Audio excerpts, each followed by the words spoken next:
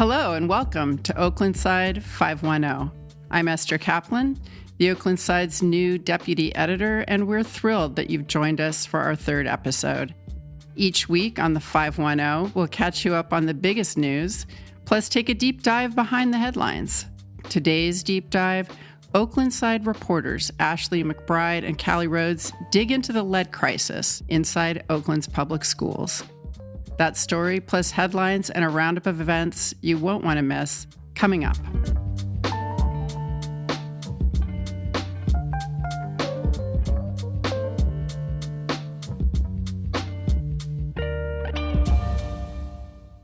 I'm here with Darwin BondGraham, our senior editor, to run through some of our latest headlines. How are you, Darwin? Hey, I'm great. So let's get into the news. Let's start with one that caught fire with our readers this week. Temple Nightclub Group buys historic Oakland Greyhound station.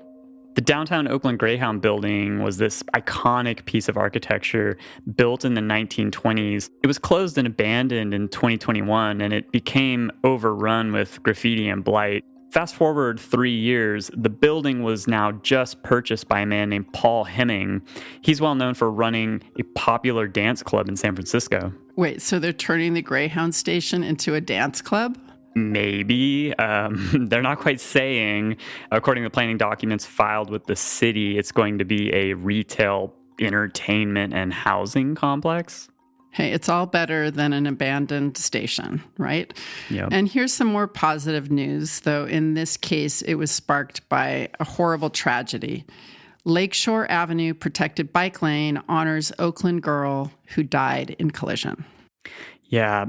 Back in 2023, a 4-year-old named Maya Correa, she was riding on a bicycle around the lake on the back of a bicycle that her father was riding, and car door was opened by someone who had parked along the side of the road, and they hit the door. It threw them into the street. She struck her head on the pavement, and she died a few days later from a brain hemorrhage. That is so horrible.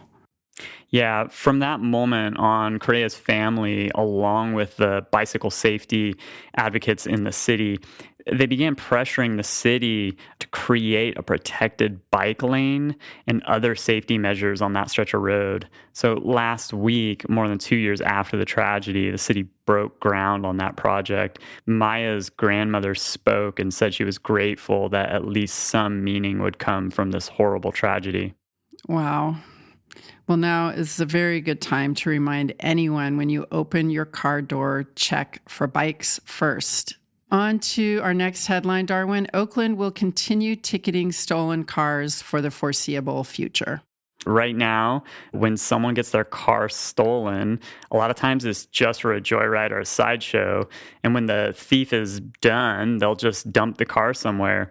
And then that car will just sit there and start accumulating parking tickets, up to thousands of dollars worth of them in some cases. Last month, an Alameda County grand jury found that had happened with hundreds of stolen cars between 2022 and 2024. And they criticized the city for failing to prevent this. Why can't whoever gives the parking ticket just check a database and see, hey, this is a stolen car? Seems like the logical thing to do, right? And in San Francisco, parking enforcement can do that right now. Unfortunately, in Oakland, the system police use to ID stolen cars, it's not accessible to parking enforcement technicians. Oakland's Department of Transportation, which oversees parking enforcement, they did begin a process back in February to try to find a vendor who can give them access to a stolen car hot list, but it's not clear when they'll move forward on that. Okay, last headline. Why is Couchdate leaving downtown? It depends on who you ask. What is Couchdate, Darwin? Yeah, Couchdate, it's a bar, a record store, and event space. It was located in downtown, in Franco Gowa Plaza, right by City Hall, in a building that the city owns. It's marketed itself kind of as a third space for creators in the Black and Brown community where they can put on shows, host events, and just bring people together. So why are they leaving? So Couchdate's owner, Emmanuel Singh, said it's because of lack of support from the city. In particular, he says the city didn't do enough to keep the area around it safe. There was a shooting in the plaza back in May. He also says the city has been kind of adversarial toward them, even citing them for what he claims were authorized events. Okay, so that's Singh's take. What does the city say? The city's got a very different story. They say they've gone out of their way to collaborate with Couchdate to try to make things work, but that they repeatedly violated city codes. Also, city documents show that officials were concerned about ties between Couchdate and a local investor who has been accused of failing to pay rent on multiple other commercial buildings downtown. Well, let's zoom out. Why is this more than just a dispute between one venue and the city? Yeah, the bigger picture is that Oakland's downtown is having a really hard time right now. Its vacancy rate is 3 times what it was before the pandemic. So the city is going to need to figure out ways to attract and keep more businesses. And that includes on Franco Gala Plaza, which is really like the heart of downtown. Thanks so much, Darwin. Coming up, Oakland Side reporters Ashley McBride and Callie Rhoades help us understand the lead crisis in Oakland schools.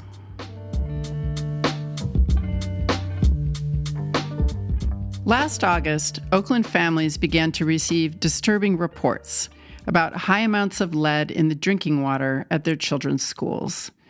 Lead is known to cause developmental delays, learning disabilities, and brain damage, and some Oakland schools had more than 100 times what the district deemed safe in their faucets and drinking fountains. Families were shocked to learn that not only were their students potentially drinking unsafe water, but the district had been sitting on the test results for as long as 4 months without alerting the schools. The first day of school is supposed to be the most exciting day of the year. That August, families and staff from Frick United Academy in East Oakland joined a school board meeting to blast officials and demand answers, and our reporter, Ashley McBride, was the only journalist there. Will have health impacts on our students and staff that will last longer than any of your time on the board. So why did the district fail to notify families in time? And what is it doing to resolve this crisis now? Ashley, you've been digging into this story for more than a year with Callie Rhoades, and you have some answers. Take us back to the beginning of the story. When did the Oakland Unified School District first realize it had a lead problem? It all started at McClymonds High School in West Oakland in 2017.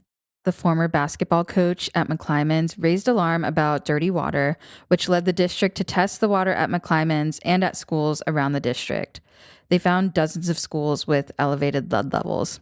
Prompted by that crisis, the school board created a clean drinking water policy requiring the district to test samples of the drinking water at all school sites and make sure students and staff have access to clean water. It's still unclear whether all of the repairs of those fixtures in 2018 were completed by 2024. So the district knows it's had a lead problem for a long time. Bring us up to 2024.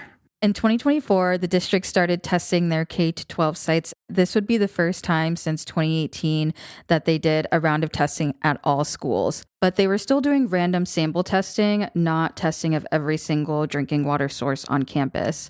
Starting last spring, in April 2024, they start getting the test results back, and they're pretty bad. Elementary, middle, and high schools from West Oakland to East Oakland, from the flatlands to the hills, had elevated lead levels on their campuses. So take us inside a school. What did that look like on the ground for a principal just trying to prepare for the school year? Many principals didn't find out that their site had been tested or needed repairs until a week before school started. At Crocker Highlands, which was tested in June last year, the principal learned about it when she ran into someone on her campus working on the water fixtures. She sent an email to risk management saying she was surprised to hear that water had lead in it, that she and her staff had been in the building using sinks and the water fountains, which had not been covered or taken out of service. Other principals were saying similar things, that staff had been using the fountains and sinks without knowing whether they'd been tested or if they had elevated lead levels, and they were panicking because they were days away from students returning for the first day of school. How did this breakdown happen? Wasn't there a policy in place that the district had to notify schools and families? Yes, the district policy was that schools had to be notified within 1 day. That didn't happen. The school district has acknowledged the breakdown, saying that the system that they had set up, where just one person was responsible for coordinating testing, receiving lab results, creating the repair orders, and notifying the schools, was not sufficient to handle 80-plus school sites, especially when so many schools needed repairs. Well, I had a daughter at Melrose Leadership Academy at the time, which is one of the schools with elevated lead levels. And I can tell you this was also incredibly confusing and upsetting for families too.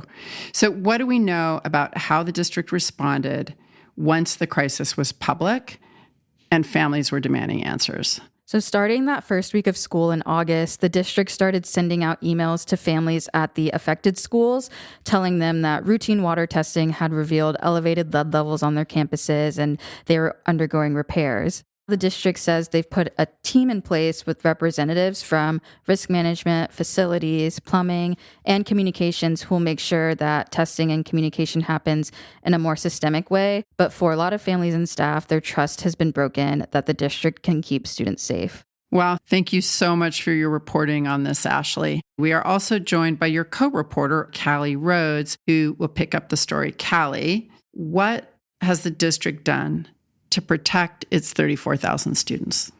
Yeah, so following the lead revelation in August of 2024, the district rushed to start remediating their issue. Fixtures that had come back with lead levels above 5 parts per billion were bagged and shut off, and the district started to work to repair them. They installed at this time over 200 filtered water stations at the cost of around $640,000. And to date, they've almost reached their goal of having 1 filtered water station for every 200 students at a given school. This year, they hope to reach 1 for every 100 students at a school. To date, they've allocated around $20 million for lead abatement from various funding sources. So by bagged fountains, I just want to say, please go to oaklandside.org and look at these photos.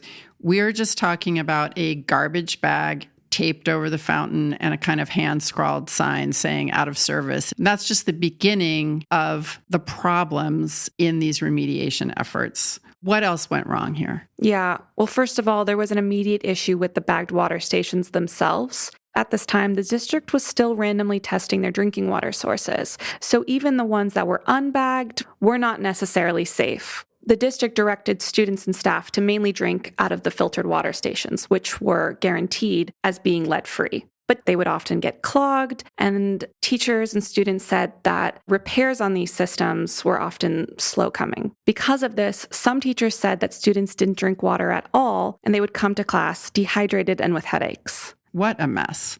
So we know that OUSD is in somewhat of a precarious place financially. They only recently exited receivership, and they're facing a projected deficit of up to $30 million for the upcoming school year. So is the district actually able to afford the costs of getting lead out of the drinking water? Yeah, it'll really depend. This summer, they've just completed a full comprehensive sequential testing of all their drinking water sources. Now that they've done this, they're going to work with outside analysts so that they can truly understand the source of their lead problem. Once this is done, they can then determine how they will remediate. If they do choose to do a full remediation of all their piping, they've estimated that could cost them upwards of $55 million. For now, they'll replace pipes at schools already getting capital fund renovations and continue to remove and bag fixtures from service and install additional filtered water stations. So, of course, the most important voice in all of this is the students. What have you heard from them? The main thing is there is just so much distrust in their system. They're confused, they're afraid for their health and safety. They're also really angry at the district. At the same time, students and teachers have also used this as an opportunity to get involved and fill the gap they see the district has left. Students have worked to create informational materials for their peers and their parents. They've spoken to state legislators, spoken to the school board, to the city of Oakland, and created promotional materials to bring awareness to their struggles and their efforts. But in the end, many students and community members have reiterated that while these efforts are noble, the responsibility shouldn't be falling on them. Thank you so much, Callie. Thanks so much, Ashley. We will definitely continue to follow the story of the Oakland side. Coming up, arts and culture reporter Azucena Racia tells us about cool Oakland events that you won't want to miss. To wrap up, we'll round up some cool Oakland events you might want to check out. I'm here with arts and culture reporter Azucena Racia. Hi, Azucena. Hi. So, this episode comes out on Friday, August 1st. Tell us, what is happening in Oakland this weekend and beyond? Well, first up is Space Week at the Chabot Space and Science Center. Families can find activities, telescope time, talks with NASA scientists, and more. The last day to catch this is on Sunday, August 3rd, and you can check out their website to learn more. Tonight, it's Friday nights at the Oakland Museum. Besides the regular food trucks, folks can catch a drag queen story time with Persia, plus Filipino cultural performances and DJ sets. Next Friday, you can check out San Francisco Filipino rapper Amihan. Friday nights at OMCA runs all the way through October. And about a month ahead, fans of the rock band Military Gun will be excited to hear their tour is taking them through Oakland. You can check out their website to find out when tickets go on sale for their September 27 show at the New Parish. Thanks, Azucena. And this is just a small sampling of Oakland events that we keep track of for you. We're talking theater, film, concerts, gallery openings, and more. If you want to be that friend who always has the best weekend plans, check out the full list on our website, oaklandside.org/events.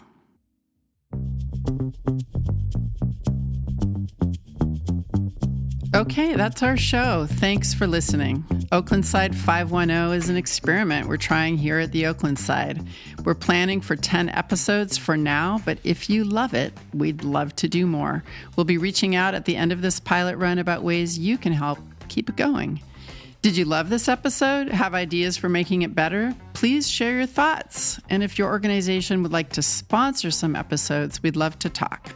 Our email is editors@oaklandside.org. Thanks to Ashley McBride and Callie Rhoades for joining us to talk about their excellent reporting. Thanks to Azucena Racia for keeping us up on Oakland events. Thanks to our senior editor, Darwin BondGraham. This show was produced and engineered by Charlie Mintz. I'm Deputy Editor Esther Kaplan. I edited this week's show, and we'll see you next week.